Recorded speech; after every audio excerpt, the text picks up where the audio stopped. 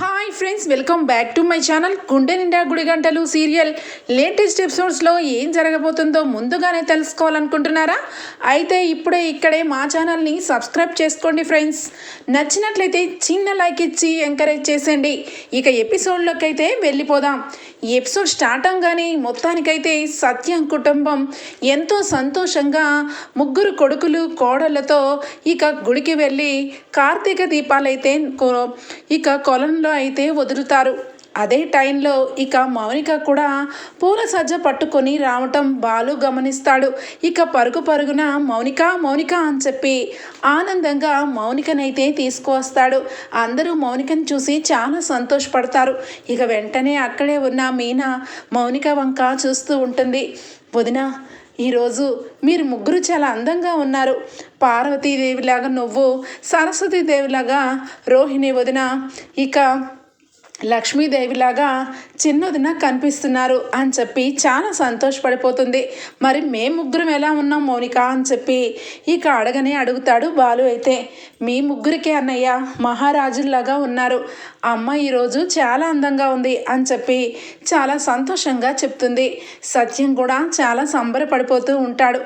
ఇక మౌనికని పక్కకు తీసుకువచ్చి అడుగుతూ ఉంటుంది మీనా. ఏంటి మౌనిక, నువ్వు ఒక్కదానివే వచ్చావు, ఇంట్లో ఏమన్నా ప్రాబ్లమా అని చెప్పి అనగానే, అయ్యో లేదు వదిన, ఏ ప్రాబ్లము లేదు. నాకు ఆయన ప్రేమగా చూసుకోపోయినా నన్నేమి తిట్టడం లేదు, కొట్టడం లేదు అనగానే, ఏమో మౌనిక, మొన్న కూడా పుట్టినరోజుకి వచ్చి వెళ్ళిపోయావు. అప్పటి నుంచి నా మనసులో ఏం జరుగుతుందానని టెన్షన్ పడుతున్నాను అని చెప్పి అంటూ ఉంటుంది. ఏయ్ మీనా, ఏంటే మౌనికని తీసుకొని పక్కకి వెళ్ళి మాట్లాడుతున్నావేంటి? రండి, టైం అవుతుంది అని చెప్పి ఇక కొలంలో దీపాలు మౌనిక కూడా వెలిగిస్తుంది. ఇక పసుపు కుంకాలు ఇక అందరూ కూడా ఒకరికొకరు ఇచ్చుకుంటూ తాంబూలాలు ఇచ్చుకుంటారు. అమ్మ మౌనిక, పుట్టింటి వైపు నుంచి నీకు పసుపు పొట్టు తాంబూలం అమ్మ చేతులతో, అలాగే మీ వదిన చేతులతో తీసుకోమ్మా అని చెప్పి ఇక సత్యం అంటూ ఉంటాడు. ఇక కరెక్ట్గా రాజేష్, సంజయ్ అయితే ఇక ఇంట్లో ఉండి ఇది ఖచ్చితంగా ఏదో విషయం దాచిపెడుతుంది, నాకు అర్థమవుతుంది, కానీ గుడికి అని చెప్పి వెళ్తుంది. ఈరోజు నువ్వు ఎక్కడికి వెళ్తున్నావో ఏంటో కనిపెట్టాలని సాఫ్ట్గా నిన్ను గుడికి వెళ్ళమన్నాను, చెప్తాను నీ సంగతి అని చెప్పి కారులో బయలుదేరుతూ ఇక మౌనిక వెనకాలే వెళ్ళి కొలం దగ్గర ఉన్న మౌనికను చూసి, అనుకున్నానే నువ్వు ఖచ్చితంగా ఇలాంటి పని ఏదో చేస్తావని నాకు తెలుసు అని చెప్పి ఇక వెంటనే అందరి ముందు కరెక్ట్గా ఇక ముగ్గురు వదినలు తనకి ఇక పండు తాంబూలం ఇస్తుంటే ఒక్కసారిగా వచ్చి ఆ తాంబూలాన్ని ఇక బాగా దూరంగా విసిరేస్తాడు. అది చూసిన బాలు చాలా కోపం వస్తుంది, కానీ కంట్రోల్ చేసుకుంటాడు. ఏంటి నువ్వు కావాలని నన్ను మోసం చేస్తున్నావు కదా, ఇదేనా నీ పెంపకం, ఇక్కడికి ఎందుకు వచ్చావు చెప్పు అని చెప్పనగానే అందరూ కూడా ఆశ్చర్యపోతారు. బాబు ఏం మాట్లాడుతున్నావు అనగానే, ఆపండి, నేను మౌనికతో మాట్లాడుతున్నాను. నాతో ఏం చెప్పావే, గుడని చెప్పి మీ పుట్టింటి వాళ్ళని కలవడానికి వచ్చావా, మీ బాలు అన్నని కలవడానికి వచ్చావా, ఎందుకే నన్ను మోసం చేశావు అని చెప్పి అనగానే, అయ్యయ్యో నేను ఇక్కడికి వచ్చినప్పటికే అమ్మ వాళ్ళు ఉన్నారండి, నాకు వాళ్ళు వస్తున్నట్టు నాకు తెలీదు, నేను గుడికనే వచ్చానండి అనగానే, ఆపు, నీ నాటకాలు ఎవరికి తెలీదు, అయినా పుట్టింటి వాళ్ళు తెలియదని వచ్చానంటున్నావు, మరి ఎక్కడికి వచ్చావా లేకపోతే ఇంకెవరి దగ్గరికైనా వచ్చావా అని చాలా అసభ్యకరంగా మాట్లాడతాడు. ఇక సంజయ్ అయితే మౌనిక గురించి ఇక అక్కడికే చాలా కంట్రోల్ చేసుకున్న బాలు ఒక్కసారిగా ఇక ఉక్రోషంతో, ఏయ్ మాటలు సవ్యంగా రాని అనగానే, నువ్వు ఆపు, నా భార్యని నేను ఏదైనా అనే హక్కు నాకుంది, అయినా భర్తకు తెలియకుండా ఇలా దొంగచాటుగా వచ్చి మిమ్మల్ని కలవడం ఏంటి, ఈ ఇంట్లో ఈ బాలు నన్ను కొట్టిన ఇంటికి నా భార్యని పంపించను అనుకుంటున్నాను, కానీ ఇది మాత్రం నన్ను ఏమార్చి మిమ్మల్ని కలుస్తుంది, అయినా నీకెంత ధైర్యం ఉంటే ఇక్కడికి వస్తావే అని చెప్పి ఇక మౌనికని చేయి చేసుకోపోతాడు. ఒక్కసారిగా అలా చేసుకోపోతున్నా ఇక కంట్రోల్ అంతా తప్పిపోయి బాలు వచ్చి కాలర్ పట్టుకొని సంజయ్ని ఉతికారేస్తాడు. దెబ్బకి ఇక అందరూ కూడా షాకే.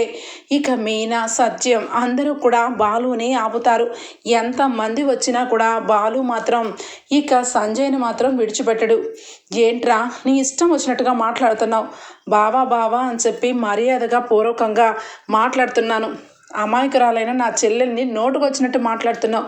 ఇక్కడికి వచ్చింది మా గురించే వచ్చింది, అయితే ఏంటి చెప్పు అని చెప్పి అనగానే, నాకు తెలుసు ఒసే మౌనిక, నీకు బాగా తృప్తిగా ఉంది కదూ, నన్ను కొట్టిస్తావు కదూ, చెప్తాను. నన్ను కొట్టించి నువ్వు నా ఇంట్లో ఎలా ఉంటావో నేను చూస్తాను, వదులు అని చెప్పి ఇక నువ్వు మీ ఇంటి వాళ్ళతోనే ఉండు, నాకు నీకు సంబంధమే లేదు అని చెప్పి ఇక అక్కడి నుంచి వెళ్ళిపోతాడు.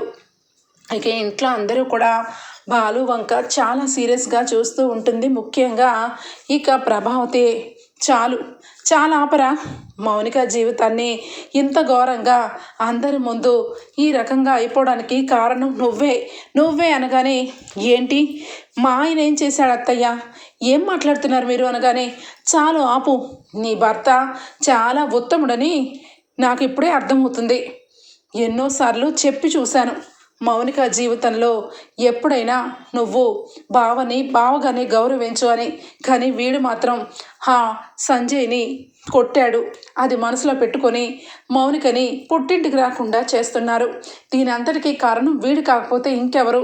మౌనిక, ఏంటమ్మా ఏంటి, అల్లుడు గారు ఏ రకంగా ఉంటారు నీతో చెప్పు అనగానే, ఏమీ చెప్పడానికి లేదమ్మా, బాలు అన్నయ్యని ఎందుకమ్మా తిడతావు, ఆయన ఒక్కోసారి అలాగే కోపం పడతారు, నేను వెళ్తున్నాను అనగానే, ఎక్కడికి వెళ్తున్నావమ్మా, ఎక్కడికి వెళ్తున్నావు అని చెప్పి ఇక గట్టిగా పట్టుకుంటుంది ప్రభావతి. అమ్మా ఆపు వదిన, వస్తాను అనగానే, ఏంటి మౌనిక ఈ టైంలో ఇప్పుడు అవసరమా, ఇంటికి రా మౌనిక అనగానే, లేదు వదిన నేను వెళ్ళాలి అని చెప్పి అక్కడి నుంచి మౌనిక వెళ్ళిపోతుంది. ఇక వెంటనే ఇంటికి వచ్చేసి ప్రభావతి అయితే బాలు మీనా మీద దుమ్మెత్తి పోస్తుంది. నా కూతురు జీవితంలో ఎప్పుడూ లేని విధంగా ఈరోజు కనబడడానికి కారణం ముఖ్యంగా ఈ బాలునే. బాలు, నీ వల్ల జీవితాలు పాడైపోతున్నాయి, నీ చెల్లెలు జీవితాన్ని నీ చేతులారే పాడు చేశావు. ఇప్పుడు మౌనికని వాళ్ళు ఏ రకంగా చూస్తారో ఏమో తలుచుకుంటుంటేనే భయం వేస్తుంది. అన్నిటికీ కారణం నువ్వే. ఈ ఇంట్లో ఉంటూ మమ్మల్ని హింస పెడుతున్నావు. పక్కింట్లోనూ అత్తగారింట్లో ఉన్న మౌనికను కూడా విడిచిపెట్టట్లేదు. నీకెంత ధైర్యం ఉంటే భావం మీద చేయి చేసుకుంటావు, ఛీ అని చెప్పి ఇక ప్రభావతి అంటూ ఉంటుంది. ఇక అక్కడే ఉన్న ఈయన అయితే, ఏం మాట్లాడుతున్నారు మీరు, అసలు మౌనిక గురించి మీకు తెలుసా అనగానే అందరూ కూడా స్టన్ అయిపోతారు. ఏంటి మీనా నీకు తెలుసా అని చెప్పి ఇక శృతి అనగానే, నాకు తెలుసు అనగానే, ఏం మాట్లాడుతున్నావు మీనా, చెల్లెల గురించి నీకేం తెలుసు అనగానే, ఏమండి నిజానికి మౌనికని ఆ మూర్ఖుడికిచ్చి పెళ్లి చేసి అనవసరంగా మౌనిక గొంతు కోసామండి. మౌనికని వాడు రోజు టార్చర్ చేస్తూనే ఉంటాడు. ముఖ్యంగా మౌనికని ప్రతిరోజు కూడా మాటలతోనూ చేతలతోనూ మనశ్శాంతి లేకుండా చేస్తాడు. ఈ విషయం నాకు ముందే తెలుసండి, కానీ ఈ విషయం చెప్తే మీరు ఎక్కడ సంజయ్ని కొట్టి జైలుకి వెళ్తారో, ఇక అనవసరంగా మీ భవిష్యత్తు కోసం మౌనిక నోరు మెదపట్లేదు, నాకు ఎప్పుడో తెలుసండి అనగానే, అంటే నీకు తెలుసు కూడా నా కూతురు జీవితం ఏమైపోయినా పర్వాలేదని చక్కగా హాయిగా నీ భర్త కోసం నువ్వు ఎవరికి చెప్పకుండా ఉన్నావు అనమాట. చూశారు కదా, ఈ మీనా ఈ బాలు ఇద్దరు నా కూతురు జీవితాన్ని పాడు చేశారండి అనగానే, సత్యం వెంటనే, చాలు ఆపు, ఏం మాట్లాడుతున్నావు, మీనా కాబట్టి సంస్కారం ఉంది కాబట్టి మౌనిక కాపురం గురించి ఆలోచించింది, అందుకే ఈ విషయం ఇంట్లో చెప్పలేదు. ఇప్పుడు నువ్వేం చేస్తావు, వెళ్ళి మౌనికని తీసుకొచ్చి ఇంటికి తెచ్చుకుంటావా, లేదంటే అల్లుడు గారి గురించి ఇంకేమన్నా మాట్లాడతావా, వాడు ఫస్ట్ నుంచి దుర్మార్గుడే, ఆ రకంగా ఉన్నాడు కాబట్టే బాలు వద్దన్నాడు. బాలు మాట కాదని ఉన్న వాళ్ళని వాళ్ళ డబ్బుకు చూసి లొంగిపోయింది నువ్వు, నీ కూతురు జీవితాన్ని చేతులారా నాశనం చేసింది నువ్వు, ఇప్పుడు మాట్లాడుతున్నావా అనగానే, ఏది ఏమైనా నా కూతురు జీవితం గురించి నేను ఏదైనా చేస్తాను, నా కూతురు నా ఇంటికి రాకూడదు, నా ఇంటికి రావాలన్నా తన భర్తతోనే రావాలి, లేదంటే తన భర్త తనని పువ్వుల్లో పెట్టుకొని చూసుకోవాలి, ఆ రకంగా చెయ్యాలంటే నేను దేనికైనా సిద్ధపడతాను అని చెప్పి వైరం ఈ బాలుగాడికి అక్కడ అల్లుడు గారికే ఉంది. అల్లుడు గారిని అడుగుతాను, మీ దుఃఖం ఏంటి, మీ కోపం ఏంటి, మీకు ఏం చేస్తే నా కూతుర్ని సంతోషంగా చూస్తారని అడుగుతాను అనగానే ఇంట్లో అందరూ స్టన్ అయిపోతారు. ఏమమ్మా లక్షావతి, నీకు నీ అల్లుడు గారికి ఏం కావాలో కోరి ఆ కోరికని నెరవేరుస్తావా? సరే మహాతల్లి, వెళ్ళి మౌనిక జీవితాన్ని కాపాడు. నేను మాత్రం మౌనిక మీద చిన్న చెయ్యి వేసిన వాడి చెయ్యి ఇరక్కొట్టి చేతిలో పెడతాను అని చెప్పి చాలా ఇసురుగా వెళ్ళిపోతాడు. అక్కడి నుంచి బాలు అయితే ఇక సత్యం అలాగే ప్రభావతి ఇద్దరు కూడా ఇక మౌనిక ఇంటికి వెళ్దామండి, మౌనిక గురించి నాకెందుకో భయం వేస్తుంది అని చెప్పి అనగానే ఇంతలోనే ఇక మౌనిక దగ్గరికి బయలుదేరుతారు. మౌనిక ఇక ఇంటికి రావటం చూసి సంజయ్ అయితే అసలు నిప్పులు తొక్కిన కోతి మాదిరిలాగా, అసలు నువ్వు నా ఇంటికి ఎందుకు వచ్చావే, నీకు ఎంత ధైర్యం ఉంటే మీ అన్న నాకు చేతులు చేసుకున్నా కూడా నువ్వు నా ఇంటికి వస్తావు, నిన్ను ఈరోజు ఏం చేస్తానో చూడు అని చెప్పి ఇక చంప మీద కొడతాడు. ఒక్కసారిగా వాళ్ళమ్మ అడ్డుపడుతుంది. ఒరే సంజయ్, ఏం చేస్తున్నావురా, కోడల మీద చేయి చేసుకోవడానికి సిగ్గులేదా? అసలు కోడలు ఏం పాపం చేసిందనేరా అంత హింస పెడుతున్నావు?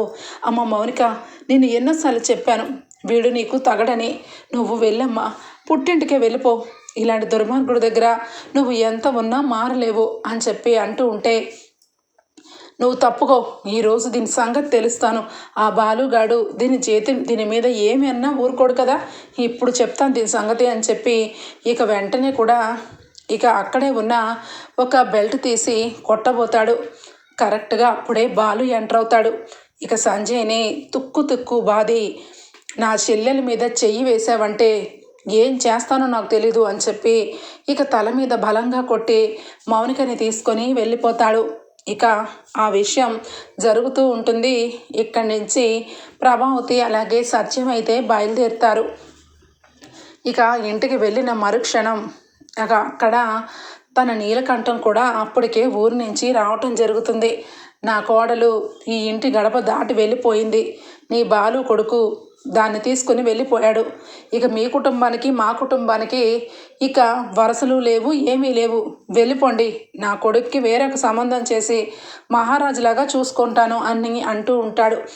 ఇక ప్రభావతి అయితే లేదండి, బాలు గురించి మీకు సమస్య ఉంటే బాలుని ఇంట్లో నుంచి పంపించేయమంటారా, పంపించేస్తాము, కానీ నా కూతురు మాత్రం మీ ఇంట్లో సుఖంగా ఉండాలి అనగానే సత్యం ఒక్కసారిగా ప్రభా ఏం మాట్లాడుతున్నావు అనగానే చాలు ఆపండి, వాడు పెళ్ళైనోడు, అది ఎక్కడైనా బ్రతుకుతాడు, కానీ మౌనిక అలా కాదు, ఆడపిల్ల పుట్టింటికి వస్తే అవమానం, అలాగే అల్లుడు గారు మరొక మ్యారేజ్ చేసుకుంటానంటున్నారు, చూస్తూ దాని గొంతు కొయ్యమంటారా, వాడు రౌడీగడు గురించి నా కూతురు జీవితం నట్టేట్లో ముంచేయాలా అని చెప్పి అనగానే అవునా, సరే అయితే చూడండి, మీరు నా కొడుకుని చంపడానికి ప్రయత్నించాడు ఆ రౌడీగాడు, వాడిని సెల్లో పెట్టించాలి, అలాగే మౌనికకి అలాగే వాడికి ఎప్పటికీ సంబంధం లేదని చెప్పాలి, ఏ రోజు కూడా మీ ఇంటి చుట్టుపక్కల వాడు ఉండడానికి వీల్లేదు, వాడి భార్య తక్షణమే బయటకు వెళ్ళిపోవాలి, షరతులన్నిటికీ సరే అంటేనే మౌనికని మేము ఇంటికి తెచ్చుకుంటాం, లేదంటే మీ దారి మీది మా దారి మాది అని చెప్పి నీలకంఠం చెప్తాడు. ఇక అప్పుడు కరెక్ట్గా ఇక మీనా వస్తుంది. మీనా రాగానే అందరూ ఆశ్చర్యపోతూ ఉంటారు. ఏంటి, నా భర్తని నన్ను మా అత్తగారింట్లో నుంచి ఇక బయటికి పంపించేస్తే ఇక మౌనికని మీ ఇంటి కోడలుగా చేసుకుంటారా, లేదంటే కోడలుగా ఒప్పుకోరా, మీ కొడుకుకి రెండో పెళ్లి చేస్తారా, చెయ్యండి, ఎవరు కాదన్నారు అనగానే ఏం మాట్లాడుతున్నావే, నువ్వైనా ఎందుకు వచ్చావు అనగానే మీరు కాబట్టి మీ అబ్బాయిని లెక్కలో వేసుకోవట్లేదు, కానీ నా భర్త గురించి నాకు లెక్క ఉంటుంది, మౌనిక రా అనగానే మౌనిక వస్తుంది. ఈరోజు నీ మనస్ఫూర్తిగా నువ్వు ఏమనుకుంటున్నావో ఈరోజు మీ అమ్మకి మీ అత్త మామలకి చెప్పు అనగానే ఇక అప్పుడు నోరు విప్పి చెప్తుంది మౌనిక.